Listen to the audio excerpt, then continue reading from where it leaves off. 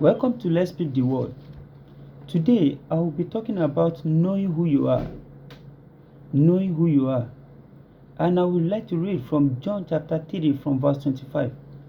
John chapter 3 from verse 25 says, "And a debate broke out between John's disciple and a certain Jew over purification."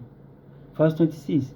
"So John's disciple came to him and said, Rabbi, the man you met on the other side of the river Jordan, the one you identify as the Messiah, is also baptizing people, and everybody is going to him instead of coming to us."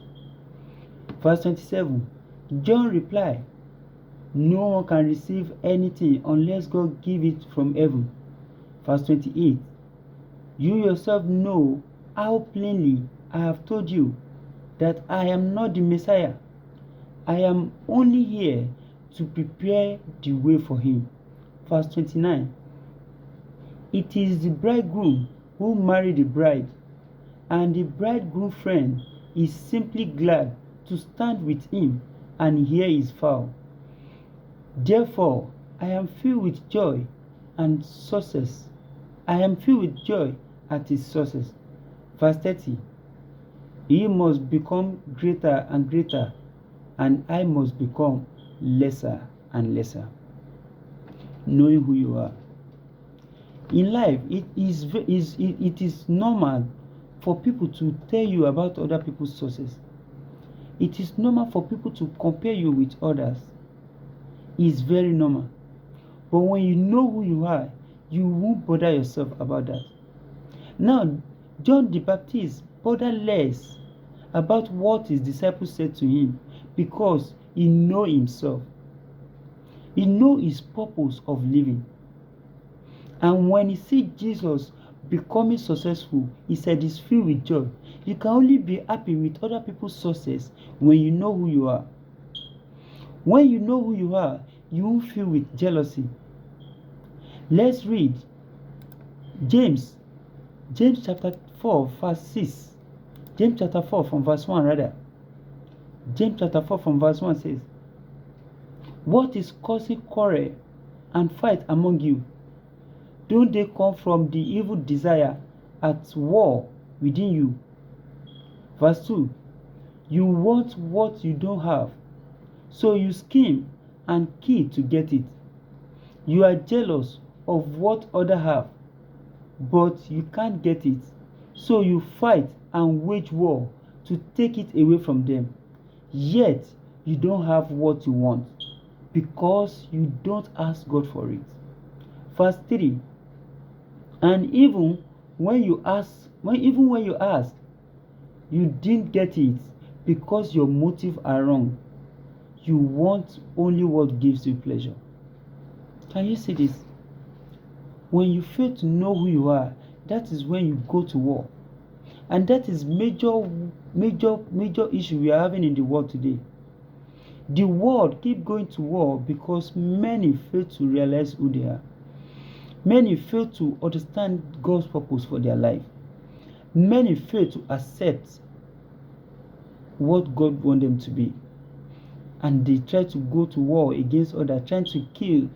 We have many people killing in the world, many serial killing and ritualists in the world today because we don't know who we are. We don't know who God wants us to be. Now, how can we know who God wants us to be? The only way we can know who God wants us to be is to trust in Him with all of us. Trust in Him and seek His will. Let's read Proverbs chapter 3. Proverbs chapter 3 from verse 5 to 6. "Trust in the Lord with all thy heart. Lean not on thy own understanding. In all thy way acknowledge Him, and He shall direct your path." Lean not on your own understanding. Many in the world today have let go of the path God wants them to live, the path God has set for them. They decide to live and follow other people's path. And that is why many died without fulfilling purpose. Many die without fulfilling their purpose here on earth. And of course, when you don't fulfill your part here on earth, I don't think there's a place for you in heaven. Because Jesus Christ himself talked about the masters who gave talents to his servants. He said he gave one 5, he gave one 3, and he gave one 1. The one with 5 trade with the 5 talents and come back with another 5. The one with 3 as well trade with the 3 and came back with another 3. The one with 1 hid the talent, and on the judgment day, what happened? He said he was thrown out where there is nagging of teeth. He was thrown outside.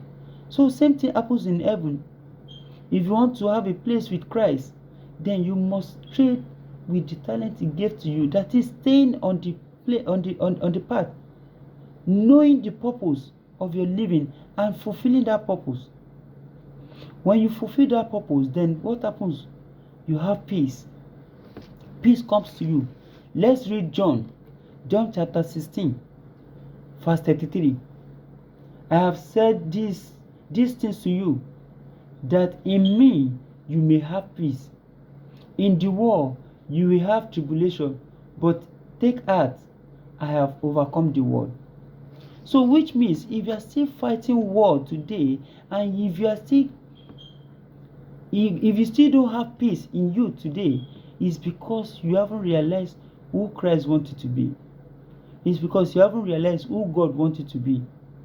And the earlier the better it is for you now to go to him, seek his will, ask him, pray to him, trust in him, and he will direct your path. By the time you start directing your path, peace comes to you automatically. You have peace. Because when you are in the right path, that's the only when you can have peace in your heart. My brothers and sisters, let's seek his will. Let's live on the right path. Let's seek him to know who we are. By then, we can live in peace. And by then, we can live a life free of jealousy, free of quarrel, free of war. Only when we know who we are. I pray that God will give us the insight to know who we are in Jesus' name. Amen.